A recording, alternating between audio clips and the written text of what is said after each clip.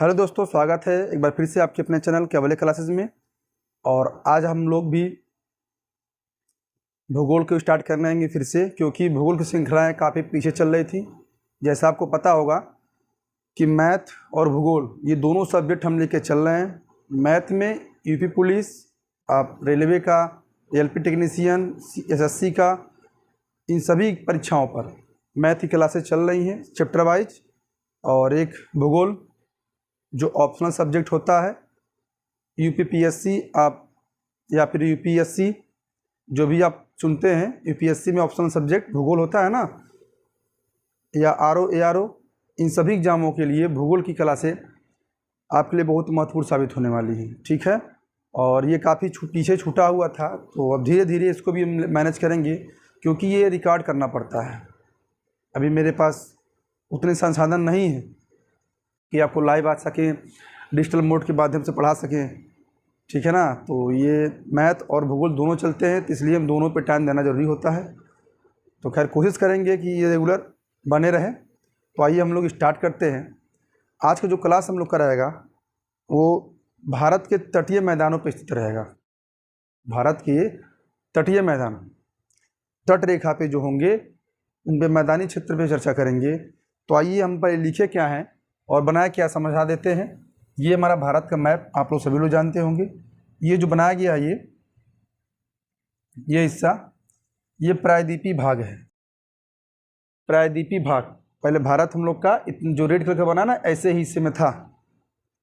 प्रायद्वीपीय भारत का पठार भी सब इसी पे स्थित है।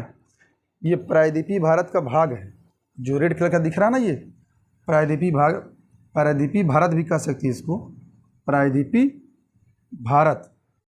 और प्रायद्वीपीय भारत के दो भागों में विभक्त है तटीय मैदान। कौन कौन? एक पूर्वी और एक पश्चिमी। तो प्रायद्वीपीय भाग के ऊपर लिखा हुआ देख सकते हैं, प्रायद्वीपीय भारत भाग के पूर्व एवं पश्चिम में दो सक्रिय तटीय मैदान मिलते हैं। ठीक है ना, जिसे हम लोग क्या कह सकते हैं, एक पूर्वी तटीय मैदान और पश्चिमी तटीय मैदान। मैटर क्या है कि प्रायद्वीपीय भारत के भाग को दो भागों में बांटा गया है, एक पूर्वी और एक पश्चिमी। प्रायद्वीपीय भाग के पूर्वी भाग को पूर्वी घाट और पश्चिमी भाग को पश्चिमी घाट कहते हैं। ठीक है ना, तो इसकी इसी पूर्वी घाट और पश्चिमी घाट के आधार पर ही एक तटीय भागों को नाम दिया गया, पश्चिमी तटीय मैदान और पूर्वी तटीय मैदान। ठीक है ना, जैसे यहाँ लिखा है ना कि अब देखिए, प्रायद्वीपीय भारत के भाग के पूर्व एवं पश्चिम में दो सक्रिय तटीय मैदान पाए जाते हैं। दो सक्रिय तटीय मैदान मिलते हैं या पाए जाते हैं। पहला कौन है? पूर्वी तटीय मैदान और पश्चिमी तटीय मैदान। यहाँ से इधर पूर्वी और यही से इधर ये पश्चिमी। ये हिस्सा पश्चिमी कहलाएगा और ये हिस्सा पूर्वी कहलाएगा। और इसका निर्माण कैसे होता है? सागरीय, ये जो शॉर्टकट लिखे हुए हैं आप समझ लीजिए, सागरीय तरंगों द्वारा अपर्दन एवं निक्षेपण एवं पठारी नदियों द्वारा, ये थोड़ा सा ध्यान दीजिएगा, ये इसको समझने के लिए बहुत अहम भूमिका निभाएगी। निक्षेपण एवं पठारी नदियों द्वारा लाए गए अवसादों के जमाव से हुआ है। यानी कि जो प्रायद्वीपीय भारत के पठार है ना, यहाँ से कई नदियाँ बही हैं, एक दो नहीं, सैकड़ों नदियाँ हैं, बहुत नदियाँ, कोई छोटा है कोई बड़ा है। ये सभी नदियाँ क्या करती हैं, ये अपना जल या अपनी पानी नदियाँ क्या करती हैं, वो आगे जब बढ़ेंगी तो चट्टाने पठारों को काट देती हैं। क्योंकि नदी का काम क्या होता है, आए हुए रास्तों को तोड़ दे, जो रास्ते में उनके पड़ेगा उनको काट देगा, तोड़ देगा, बहा देगा, इन्हें करता है। तो पठारी जो होता है ना, पठारी नदियाँ, जो यहाँ से नदियाँ, पठार से जो नदियाँ बहकर अरब सागर और बंगाल की खाड़ी पे जो जाती हैं, वो क्या करती हैं, उन चट्टानों और पठारों को काट कर, है ना, लाए गए अवसादों के जमाव से यहाँ से धूल कल काटेंगी, पठार से चट्टाने काटेंगी। वो जब इधर नदियाँ, ये नदियाँ जब इधर आएंगी ना इधर, और ये इधर से अरब सागर हुआ, बंगाली खाड़ी, ये इधर से आप यहाँ देखिए, सागरीय तरंगों द्वारा अपर्दन, ये दो चीज़ें आप ध्यान समझिएगा। ये यहाँ से जो ये जाता है, ये मान लीजिए यहाँ पे क्या है, एक अपना अरब सागर है, और अरब सागर में क्या है, बहुत ज़्यादा जल है, बहुत मतलब सागर पानी तो होगा ही होगा है, क्योंकि वहाँ पे जो ये तरंगे होती हैं ना, तरंगे, ये तरंगे जाती हैं, वो हर मिनट में तरंगे आती हैं। मतलब कह सकते हैं ये लहरें जब ऐसे जाती हैं इधर, और इधर से जब पानी, नदी, पठारी नदियाँ जो इधर से लाती हैं, क्योंकि ये नदियाँ धूल कण चट्टान लाती हैं और इधर से ये निक्षेपण करती हैं, तो यहाँ पर एक क्षेत्र बन जाता है, ठीक है ना। तो ये सभी क्षेत्रों को हम लोग कह सकते हैं ये तटीय मैदान है। कौन है? तटीय मैदान, ठीक है ना। समझ में आ रहा होगा, और नहीं समझ में आएगा तो देखिए फिर से, कौन दिक्कत है। तो ये पूर्वी तट, ये पश्चिमी तट, पश्चिमी तट के बारे में पहले समझेंगे, उसके बाद हम लोग पूर्वी तट के बारे में चलेंगे। और पश्चिमी तट में ये देखिए कौन सा भाग कहाँ से कहाँ तक का है, ठीक है ना। तो देखिए पश्चिमी तटीय मैदान कच्छ से कन्याकुमारी, कच्छ से कन्याकुमारी, यहाँ से ये कच्छ है क्या, गुजरात, ठीक है ना। अभी इसको बताया जाएगा कहाँ से कहाँ तक, आप समझिए क्या क्या है। नर्मदा एवं ताप्ती नदी, इसकी चौड़ाई अधिक है, मतलब ये नर्मदा और ताप्ती नदी के बीच में पश्चिमी तटीय मैदान का अधिक चौड़ाई है, अधिक लंबाई है, ठीक है ना। मतलब ये कह सकते हैं नर्मदा नदी और ताप्ती नदी, यहाँ पर पश्चिमी तटीय मैदान का चौड़ाई बहुत अधिक है, लगभग 80 किलोमीटर के आसपास। देखिए लगभग 80 किलोमीटर, अगर ऑप्शन में आएगा तो ऐसे पॉइंट के नहीं देगा, 80 दे देगा, ये जान लीजिए। कुछ है नियर अबाउट समथिंग, लेकिन 80 किलोमीटर के दायरे में ये सब आते हैं। पूर्वी तटीय मैदान सबसे अधिक कहाँ पर है? किन दो नदियों के बीच में है? नर्मदा एवं ताप्ती नदी के बीच में है। उसके बाद इस तटीय मैदान में बहने वाली नदियाँ छोटी तीव्रगामी होती हैं। मतलब क्या है, जो ये बोला ना कि इस तटीय मैदान में, मतलब पश्चिमी तटीय मैदान में जो नदियाँ बहती हैं वो छोटी नदियाँ होती हैं, बहुत बड़ी नदियाँ नहीं हैं, ठीक है ना। और ये बहुत तीव्र ढाल वाली होती है। क्यों, थोड़ा समझेंगे हम लोग। आइए यहाँ देख लेते हैं।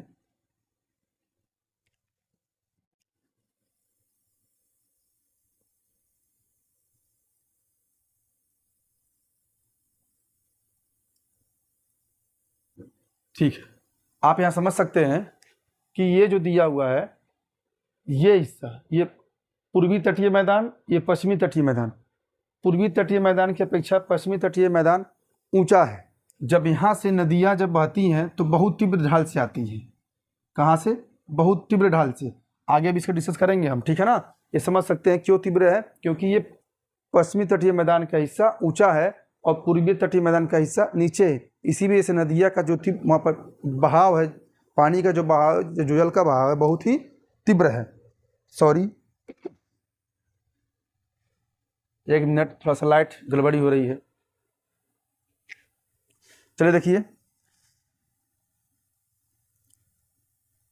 और क्या है, एस्चुरी ज्वार नदमुख निर्माण करती है। क्यों? मैंने बताया ना कि पश्चिमी तटीय मैदान पर ढाल बहुत तेज होती है ना, लिखें, ढाल बहुत तेज होती है। यहाँ पर पश्चिमी तटीय मैदान पर डेल्टा का निर्माण नदियाँ नहीं करती हैं। डेल्टा का निर्माण पश्चिमी तटीय मैदान पर निर्माण नहीं करती है। क्वेश्चन आपसे पूछ देगा कि कौन सी नदी डेल्टा का निर्माण नहीं करती है। ऑप्शन में कोई 3 नदी का नाम ऐसा दे देगा जो डेल्टा का निर्माण करती हैं। जब नदी हम पढ़ाएंगे तो हम डेल्टा के बारे में बता देंगे, ठीक है ना। और एक दे देगा ताप्तीय नदी, कुछ और नदियाँ यहाँ पे मिलेंगी आपको, अभी आगे बताया जाएगा। देगा, कहेगा कि बताइए इसमें से कौन सी नदी डेल्टा नहीं बनाती है। तो समझ लीजिए, जितनी पश्चिमी तटीय मैदान की तरफ अपना जल गिराती हैं वो डेल्टा का निर्माण नहीं करती हैं, ठीक है ना। ये हो गया। काली मृदा, मतलब यहाँ पे काली मिट्टी अधिक पाई जाती है। काली मिट्टी की यहाँ पर अधिकता है। यहाँ पे कपास और मसाले अधिकतर उगाई जाती हैं। आप जानते होंगे केरल मसालों का शहर कहा जाता है ना। तो केरल यही है, यहाँ पे इसलिए मसाले की खेती अधिक होती है, क्योंकि यहाँ पर काली मिट्टी पाई जाती है पश्चिमी तटीय मैदान में, ठीक है ना। ये तो था थोड़ा सा परिचय। और अब हम लोग देखेंगे यहाँ पे कि पश्चिमी तटीय मैदान कहाँ से कहाँ तक है, ठीक है ना। तो आइए देखते हैं। तो आइए हम लोग जानते हैं पश्चिमी तटीय मैदान में कौन हिस्सा कहाँ से कहाँ तक है और उसका नाम क्या है, किस नाम से जाने जाते हैं, ठीक है ना। देखिए, पश्चिमी तटीय मैदान में मुख्य रूप से तो देखें तो तीन ही नाम ही आते हैं, गुजरात से गोवा, गोवा से कर्नाटक और मंगलुरु से कन्याकुमारी। लेकिन हम इसमें एक टॉपिक और लगाए हुए हैं, आप सभी लोग जानते भी होंगे, थोड़ा सा हम बताना चाहेंगे। गुजरात से गोवा तक का हिस्सा, कहाँ तक? गुजरात से गोवा तक के हिस्से को बोलते हैं कोंकण तट।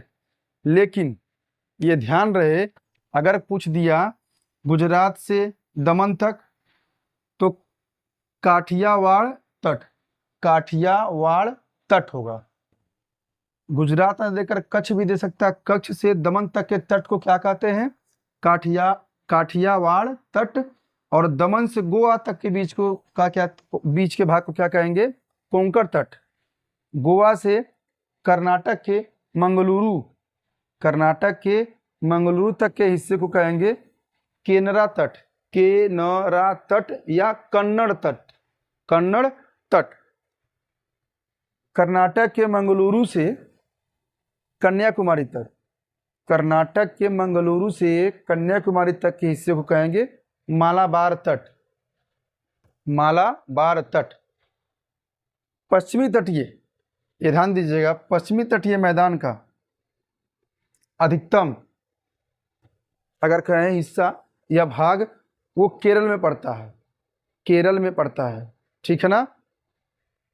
उसके बाद आप समझ गए होंगे कच्छ से दमन तक काठियावाड़ तट, क्योंकि एग्जाम में हमने देखा अब एग्जाम का पैटर्न बदल चुका है, एडवांस कुछ हो चुका है। अब कुछ तथ्यों को, गहराई तथ्यों को एग्जामों में नहीं पूछा जा रहा है। एग्जाम में आपको प्रेजेंट ऑफ माइंड पे आधारित प्रश्नों को दिया जा रहा है। आप एग्जाम दे रहे होंगे, देख रहे होंगे, ठीक है ना। तो हम लोग उतने भी गहराई में नहीं, लेकिन है हिसाब से तो ठीक है कि इतनी गहराई में तो हम लोग जा ही सकते हैं, है ना। तो क्या पूछे हैं, क्या बताया गया? कच्छ से दमन तक के बीच को काठियावाड़ तट और दमन से गोवा तक के बीच के क्षेत्र को कोंकण तट।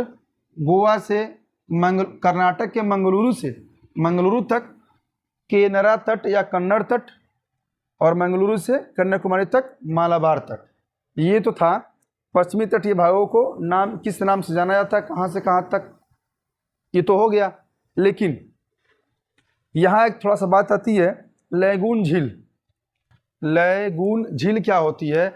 आप देखे होंगे कि ये जो दो नाम लिखे हैं, भरतपुआ और परियार, भरतपुआ और परियार, ये लैगून झीलें होती हैं। बता रहे कैसे? देखिए, ये हिस्सा जो दो कटा हुआ है, आप समझ सकते हैं कुछ इस तरीके से है, और ये हमारा केरल है, ठीक है ना।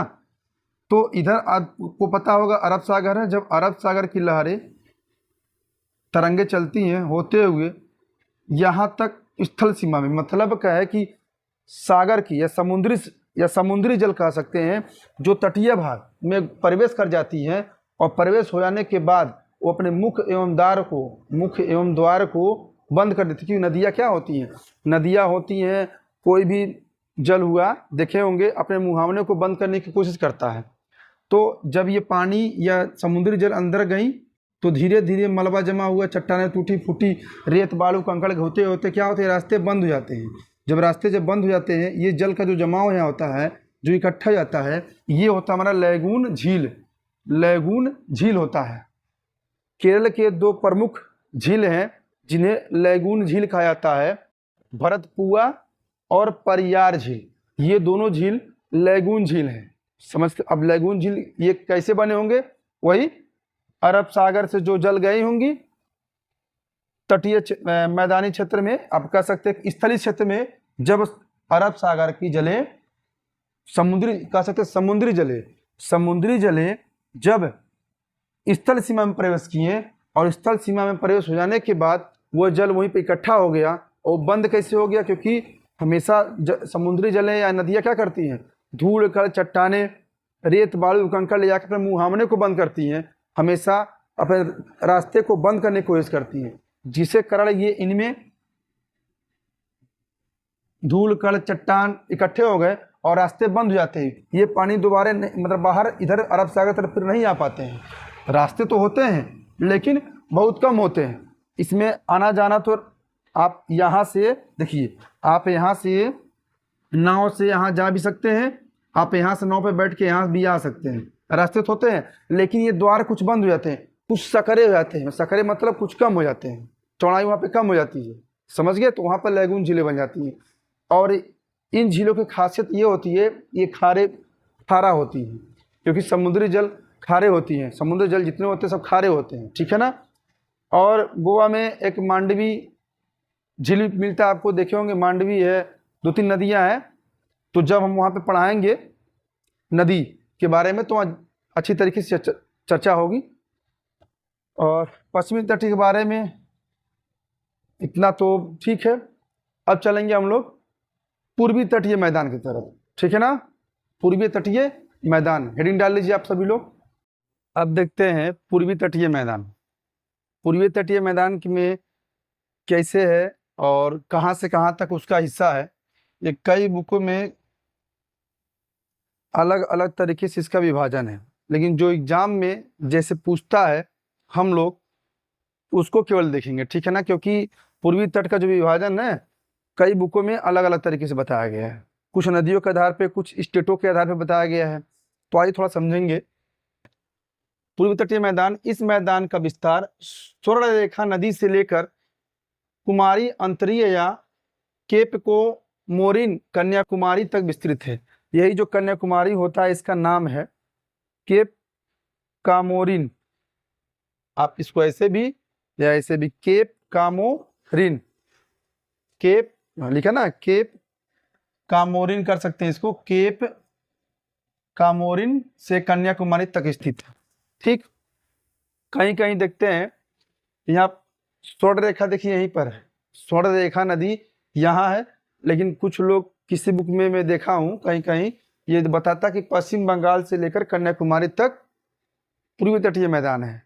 और कहीं ये लिखा रहता है कहीं कहीं कि स्वर्ण रेखा नदी से लेकर या स्वर्ण रेखा से लेकर कन्याकुमारी तक पूर्वी तटीय मैदान का विस्तार है, ठीक है। उसके बाद पूर्वी तटीय मैदान का विस्तार सबसे अधिक तमिलनाडु में है। कहाँ पे? तमिलनाडु में। इसमें एक ही क्वेश्चन जो बहुत बार पूछता है, कोरोमंडल तट। कोरोमंडल तट कहाँ है, आगे इसके बारे में थोड़ा सा बता रहे हैं। इसमें क्या क्या बात करता है, पश्चिमी तट चौड़ा है। इस पूर्वी तटीय मैदान का भाग पश्चिमी तट क्या है, चौड़ा है। इस मैदान में महानदी गोदावरी कृष्णा कावेरी नदियां डेल्टा का निर्माण करती हैं, इतना ध्यान रहे। पश्चिमी तटीय मैदान किसका निर्माण करती हैं, ज्वार नद मुख एस्चुरी, ज्वार नद मुख पश्चिमी तटीय मैदान की नदियां क्या निर्माण करती हैं, एस्चुरी इंग्लिश शब्द है, उसका हिंदी नाम ज्वार नद मुख। और पूर्वी तटीय मैदान डेल्टा का निर्माण करती हैं, जैसे देखिए महानदी गोदावरी कृष्णा कावेरी नदियाँ, ये सभी नदियाँ डेल्टा का निर्माण करती हैं। अब कुछ विभाजन इनके अनुसार भी है, बताएंगे भी। यहाँ पे उपजाऊ अधिक होती है क्योंकि यहाँ ग्रीष्म ऋतु और शीत ऋतु दोनों में बारिश यहाँ पे देखने को मिलता है, ठीक है। सॉरी, चिकनी मिट्टी यहाँ पे मिलती है। कौन मिट्टी, चिकनी मिट्टी। और चावल की खेती यहाँ अच्छा होता है, ठीक है ना। और उसके बाद देखेंगे हम लोग यहाँ पे विभाजन कुछ इस तरीके से भी एग्जामों में जो पूछता है क्वेश्चन वो यहाँ से पूछ देता है। और हाँ, एक बात और हम कहेंगे कि ये जो विभाजन हम लोग बता रहे हैं, जो पढ़ रहे हैं, ये बुकों में हर बुक में अलग अलग तरीके से, लेकिन कोई दिक्कत नहीं है, एग्जाम में कैसे पूछेगा आपको दिखना पड़ेगा, ठीक है। और सबसे अधिक तो कोरोमंडल पूछा जाता है। विस्तार देखते हैं, कहीं देखते हैं कि लिखा रहता है कन्याकुमारी से आंध्र प्रदेश की बीच के भाग को क्या बोला गया है, कौन सा मैदान, कोरोमंडल। कभी कभी ऐसे पूछता है तमिलनाडु से पुलकिट तक के बीच के भाग को क्या बोलते हैं, कोरोमंडल तट, ऐसे पूछ देता है, ये ध्यान रहे इस चीज को। एक तरीके से और पूछता है कन्याकुमारी से कृष्णा डेल्टा और कृष्णा से गोदावरी गोलकुंडा और गोदावरी से उत्तरी तटीय भाग को उत्तरी सरकार तट। अब देखिए कन्याकुमारी से कृष्णा डेल्टा, अब यहाँ से देखिए यही कन्याकुमारी से कृष्णा डेल्टा के बीच की दूरी को कोरोमंडल तट। आप समझिएगा इस चीज़ को, ये पूछने का तरीका कई तरीके से है, मैं फिर से एक बार दोहराऊंगा। देखिए यही बार पूछे क्वेश्चन, कोरोमंडल तट वेरी इंपॉर्टेंट है। कोरोमंडल तट कहाँ पाया जाता है? पहला नंबर आपको स्टेट का नाम दे देगा, तमिलनाडु से आंध्र प्रदेश तो लगा देंगे। अगर यही क्वेश्चन चेंज करता है, कन्याकुमारी से पुलकित दे दिया, पुलकित यहीं पर है, पुलकित तट तक भी देता है ऑप्शन में, तो कोरोमंडल। कभी कभी ऐसे देता है, तमिलनाडु से पुलकित तक कोरोमंडल तट। तो कई बुकों में इसका कई बार इसका मतलब जगह जगह कई तरीके से इसको बारे में बताया गया और भागों में बांटा गया है, इम्पोर्टेंट है। उसके बाद आंध्र से इधर बढ़ेंगे, उड़ीसा तक देखेंगे तो उत्तरी सरकार तट, इसके ऊपर चले जाएंगे तो उत्कल तट। इस जैसे उत्तरी सरकार के ठीक ऊपर उत्कल तट है जो उड़ीसा का है ना। जनगण मन वाला जब गाना गाएंगे आप, जो राष्ट्रगान है होता ना, उसमें उत्कल तट गाना आता ना, उत्कल ये यहीं से है। तो उड़ीसा में एक उत्कल तट है, उसके नीचे उत्तरी सरकार है, उसके नीचे कोरोमंडल का हिस्सा है। इस चीज़ का ध्यान दीजिएगा। नदियों के हिसाब से क्या इसका विभाजन है, थोड़ा सा समझेंगे यहाँ पे। देखिए महानद गोदावरी कृष्णा कावेरी। अब कन्याकुमारी से कृष्णा, देखिए कन्याकुमारी से, ये कन्याकुमारी से कृष्णा डेल्टा, इसके बीच के भाग को कहेंगे कोरोमंडल तट। कृष्णा से गोदावरी, कृष्णा से गोदावरी इस भाग को कहा जाता है गोलकुंडा। गोलकुंडा कहीं कहीं हम देखे हैं यहीं पे उत्तरी सरकार के बारे में बताया जाता है, तो अब कन्फ्यूज ना हो, ऑप्शन में मिलेगा आपको, देगा ऐसा नहीं पूछेगा। कृष्णा से गोदावरी क्या बोलते हैं, कौन सा तट? गोलकुंडा। इस चीज़ को ध्यान दीजिएगा आप लोग, कृष्णा से गोदावरी गोलकुंडा। परीक्षा में पूछे जाने वाला क्वेश्चन यही है, परीक्षा में जो क्वेश्चन पूछता है वो यही है, ठीक है ना। आप कन्फ्यूज मत होइएगा, इसका विभाजन कई प्रकार से है, आप जो बताए होंगे ध्यान से देखे होंगे। उसके बाद गोदावरी से उत्तरी तटीय भाग, ये गोदावरी से ऊपर जाएंगे, गोदावरी से ऊपर ये कौन सी नदी? महानदी। तो महानद ऐसे दे देगा, महानद और इसके बीच में उत्तरी सरकार। अभी मैं बताया ना कि उत्कल तट के नीचे उत्तरी सरकार, उत्तरी सरकार का हिस्सा कहाँ से कहाँ तक? यहाँ तक। कौन सी नदी? महानदी से गोदावरी, महानदी से गोदावरी के बीच में उत्तरी सरकार, इसके ऊपर उत्कल तट, और कृष्णा से कन्याकुमारी, कृष्णा से कन्याकुमारी कोरोमंडल, और कृष्णा से गोदावरी, कृष्णा से गोदावरी क्या है देखिए, कृष्णा से गोदावरी गोलकुंडा तट, ठीक है ना। तो ये सब कुछ तट थे, पूर्वी तट, पश्चिमी तट हमने पढ़ा। कल मिलेंगे कुछ नए वीडियो के साथ, आज के लिए बस इतना ही, नमस्कार।